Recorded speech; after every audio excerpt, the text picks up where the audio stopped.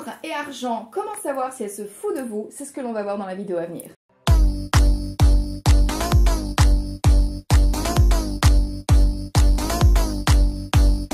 Salut mes petits chats, j'espère que ça va aujourd'hui. Alors, j'avais commencé à faire une vidéo comme ça il y a quelques jours. Je vais vous donner dans une vidéo quelques clips pour savoir si une fille vous prenait pour un pigeon ou pas. Et en fait, j'ai décidé que j'étais pas assez complète. J'ai décidé que j'étais pas assez claire dans mon explication. Donc je me suis dit, tu vas prendre cette vidéo, tu vas l'approfondir, tu vas poser des idées claires, précises, avec des véritables conseils qui sont sustainable et qui sont applicables tout de suite. Donc c'est ce qu'on va faire dans la vidéo à venir. Pourquoi est-ce qu'il est super important de savoir si une fille se fout de vous sur le plan financier ou pas? Parce que les gars, vous avez autre chose à foutre. Et là vous allez me dire, oui Lula, tu tapes sur les filles, Lula c'est l'anti-féministe. Non, parce que si je faisais une chaîne où je m'adressais aux femmes et où je parlais des hommes, je donnerais également aux femmes des conseils pour ne pas se faire avoir par les hommes, qu'on soit bien d'accord là-dessus. Aussi, très important, ce n'est pas parce que là je généralise à mort en disant que ce sont les femmes qui cherchent l'argent chez les hommes ou qu'il y a une certaine proportion de femmes qui cherchent l'argent chez les hommes que cela ne veut pas dire que l'inverse est possible, d'accord? Les gigolos existent. Du coup, on va en parler aujourd'hui et je vais vous donner des petites clés qui vont faire gagner du temps, qui vont faire économiser de l'argent, qui vont faire économiser de l'énergie et qui vont vous permettre également de rencontrer des femmes qui sont vraiment intéressées par vous pour qui vous êtes et non pas par ce que vous pouvez leur apporter sur le plan monnaie. Maintenant, avant d'en parler, si vous voulez justement aborder ce genre de questions, on peut en parler en tête à tête si vous avez des véritables questions sur le plan sentimental, amoureux, ou si vous voulez monter en puissance à travers mes coachings, vous pouvez prendre directement rendez-vous avec moi en cliquant sur le lien qui figure en barre d'infos ou en commentaire épinglé. Vous cliquez, vous appuyez sur le bouton, vous trouvez mon agenda, vous bloquez une heure et on en discute. Maintenant que ça c'est dit, on va pouvoir entrer dans le vif du sujet. Signe numéro 1 qui pue. Elle vit au-dessus de ses moyens. On en connaît, des gens, filles ou garçons d'ailleurs, qui sont au SMIC et qui roulent avec une caisse qui leur coûte blindax en assurance, ou alors des filles qui sont au SMIC ou voire qui ne travaillent pas et qui ont une collection de sacs à main assez incroyable. Ou alors qui ont des frais de coiffeur absolument incroyables. Alors je vais nuancer un petit peu ce conseil parce que j'ai une copine qui a été pour moi l'exception qui confirme la règle. La règle, c'est une de mes copines qui habite ici, qui ne gagne pas des mille et des cents et qui arrive à avoir un train de vie relativement cool et qui a réussi malgré tout, qui arrive à avoir un train de vie assez classe, assez cool. Et en fait elle est beaucoup sur tout ce qui est site de réduction. C'est la reine de Groupon, c'est la reine de Vinted, c'est la reine de Wallapop qui est ici en Espagne, je suis pas sûre que vous l'ayez en France aussi. C'est la reine de toutes les applications de réduction, de coupons, de machin, et du coup elle arrive à chaque fois à trouver the item, elle arrive à trouver le sac, la paire de chaussures, le voyage de rêve à pas cher.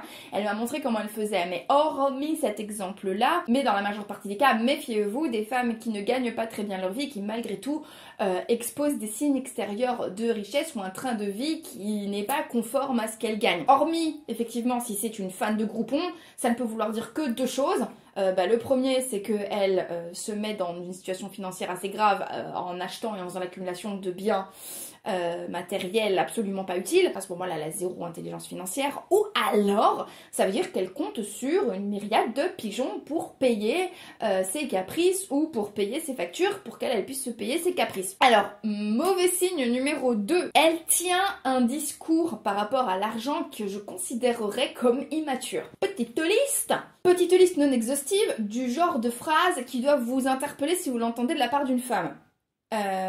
J'ai besoin de sécurité. Alors, cette phrase-là, elle pue. Sur le principe, elle est vraie. Moi-même, j'ai besoin d'une certaine sécurité financière et moi-même, je ne veux pas sortir. Moi-même, je ne veux pas faire ma vie avec un homme qui ne sait pas gérer sa thune, d'accord? Ça me semble la base. Mais j'ai beaucoup entendu les femmes justifier leur désir de sortir avec un mec avec plus d'argent par un besoin de sécurité financière ou leur... d'aucuns appelleront ça l'hypergamie. Ah, c'est peut-être vrai, c'est une définition qui mérite d'être creusée et d'être réfléchie. Moi j'aurais tendance à dire que ce terme il est un petit peu beaucoup utilisé juste pour reprocher aux femmes de vouloir sortir avec un mec qui a un minimum d'ambition. Mais en gros, beaucoup de femmes justifiaient le fait de vouloir sortir avec un homme qui a beaucoup d'argent par leurs besoins de sécurité. Je suis absolument contre cette phrase-là. Madame, si tu as besoin de sécurité financière, va la créer toi-même. Je t'assure que c'est 1 milliard de fois plus intelligent. Ensuite, ce genre de phrase, je ne pourrais pas sortir avec un smicard, surtout venant d'une femme qui est elle-même au SMIC. En ce qui me concerne, sortir avec un smicard ne me dérangerait absolument pas. Cette phrase est d'autant plus problématique pour moi lorsqu'elle sort de la bouche d'une personne qui n'a en soi aucune ambition professionnelle elle-même. J'ai une anecdote qui me restera toute la vie, que je ressortirai peut-être encore dans d'autres vidéos, mais cette anecdote, elle m'est restée. Je travaillais à l'époque dans une plateforme de téléopération, vous savez, et on était autour d'une table et on était plein de meufs autour de la table et j'avais un de mes collègues garçons qui me disait: les filles, s'il vous plaît, je vais juste vous poser une question, est-ce que vous pourrez sortir avec un mec qui est au SMIC?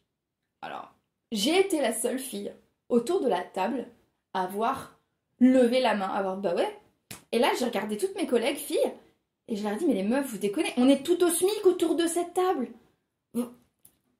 Oh, genre, pourquoi est-ce que vous dites que vous ne pourrez pas sortir avec un smicard? Vous-même, vous n'êtes pas au SMIC. Et donc, effectivement, elles étaient toutes là du genre: ah ouais, non, mais moi, j'ai besoin de sécurité. Ah, moi, il me faut un mec avec au moins un appartement, une voiture. Pourquoi? Ce sera à lui, ce sera pas à toi, madame. Si tu veux un appartement, une voiture, bah, achète tout ça, fais des merdes, reprends tes études, fais quelque chose, cherche du taf.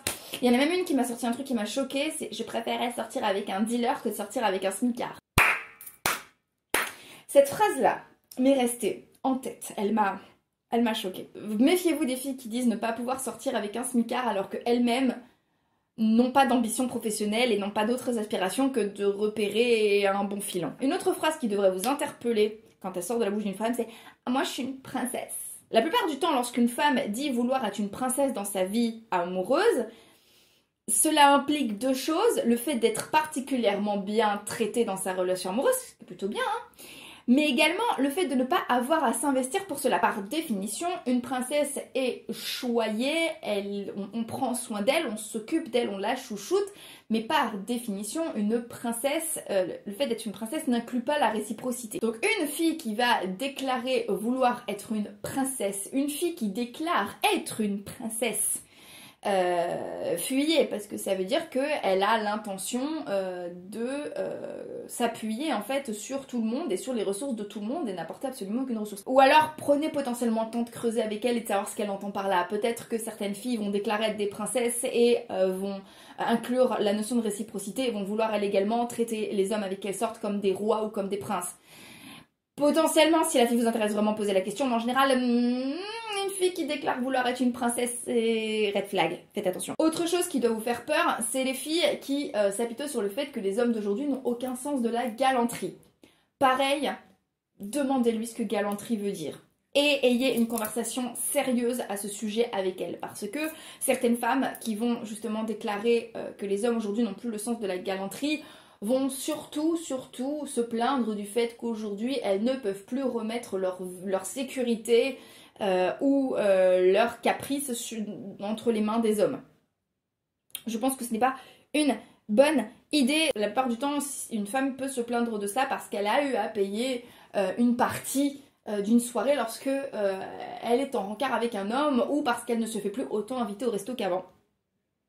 Là encore, je vous en renvoie à mes vidéos qui sont sorties récemment où j'explique comment ne pas avoir à partager l'addition quand on sort avec une fille, parce que je suis paradoxalement malgré tout pas très pour le partage de l'addition. Je trouve que ça fait un peu mesquin le partage d'addition quand on est avec son date.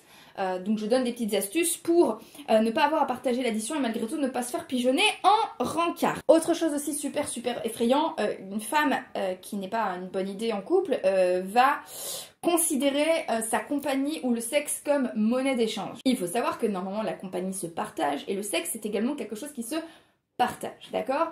Donc je pense qu'il n'y a rien de plus vexant pour un homme en soi de s'entendre dire ou de se faire comprendre que le sexe est quelque chose que sa compagne va lui céder en échange de caprices ou en échange d'être entretenu, parce que ça veut dire deux choses. Le premier message que j'entends là, c'est: tu ne vaux pas plus que la thune que tu as à me donner à mettre sur la table, autrement je ne te donne pas plus d'intérêt que ça. Et la deuxième chose que j'entends de la part d'une femme qui prend le sexe comme monnaie d'échange, c'est: tu es en fait un mauvais coup et je ne prends absolument pas plaisir à faire l'amour avec toi. Normalement, si vous êtes dans une relation équilibrée, saine et que vous avez de la joie à être ensemble, je sais que c'est censé être un partage, c'est censé être un bon moment de kiff pour les deux au plus qui seront invités dans le lit. Donc utiliser le sexe comme monnaie d'échange, c'est aussi entendre que le sexe en soi n'est pas un moment gratifiant pour toi.